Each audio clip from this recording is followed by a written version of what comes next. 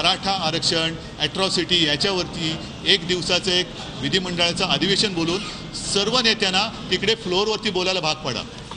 कारण नाहीतर होतं असं की बाहेर बोलल्यानंतर अंगलट आल्यानंतर तेच नेते मागे फिरतात. म्हणून कालसूर मी अग्रलेखात म्हटले की पवार साहेबांनी लोकसभेत भूमिका मांडावी आणि त्यांच्या सर्व पक्षाच्या नेत्यांनी काँग्रेसच्या मग आम्ही सुद्धा आलो त्याच्यामध्ये विधिमंडळात भूमिका मांडावी. उद्धव ठाकरे यांनी ही भूमिका मांडली खरी, पण मराठा समाजाच्या आरक्षणाच्या मुद्द्यावर ठोस भूमिका मांडण्याखेरीज पर्याय नसल्याचं त्यांनाही आता व्यवस्थित समजलंय. मराठा समाजाच्या मोर्चांना मिळत असलेल्या वाढत्या प्रतिसादानं प्रत्येक राजकीय पक्षाला चिंतन करण्यास भाग पाडलंय. त्यामुळेच की काय बुधवारी शिवसेना भवनात भले विविध राजकीय पक्षांच्या लोकांची शिवसेनेत प्रवेशाकरता मोठी वर्दळ होती, पण उद्धव ठाकरेंचं लक्ष मात्र विचलित होतं. या पक्षप्रवेशाच्या कार्यक्रमाला निव्वळ 15 मिनिटं उपस्थिती लावून बाकीचे सुमारे 2.5 ते 3 तास त्यांनी पक्षातल्या प्रमुख मराठा नेत्यांशी मोर्चाबाबत चर्चा केली. अचानक सुरू झालेल्या या मोर्चांमागची नेमकी कारणं काय, कुठली राजकीय ताकद वा फूस त्यामागे आहे का, याची माहिती घेण्याचं काम शिवसेना नेतृत्वाकडून सुरू झालंय. प्रत्यक्ष मराठा मोर्चात सहभागी झालेल्या पक्षातल्या नेत्यांकडून नेमक्या परिस्थितीचा अंदाजही त्यांनी घेतला. मोर्चा आणि त्या अनुषंगानं होणाऱ्या हालचालींवर लक्ष ठेवण्याच्या सूचना त्यांनी या नेत्यांना केल्यात.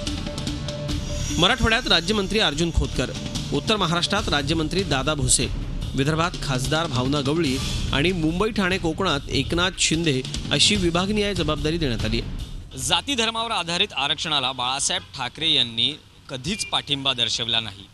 या उलट आर्थिक निकषांवर आरक्षण असावं, म्हणजेच समाजातील आर्थिक दुर्बलांना आरक्षण द्या अशी भूमिका त्यांनी वेळोवेळी मांडली.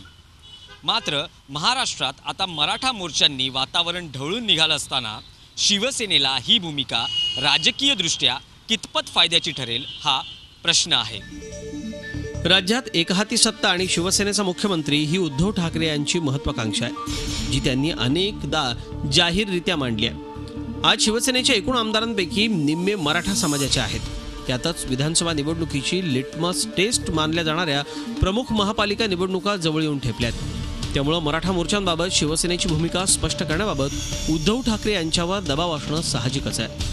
मराठा समाजाच्या समारोपाच्या मुंबईतल्या मोर्चाचा कार्यक्रम अद्याप जाहीर झालेला नाही.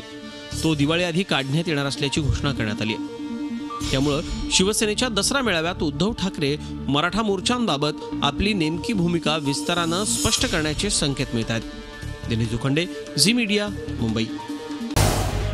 झी 24 तास रहा एक पाऊल पुढे.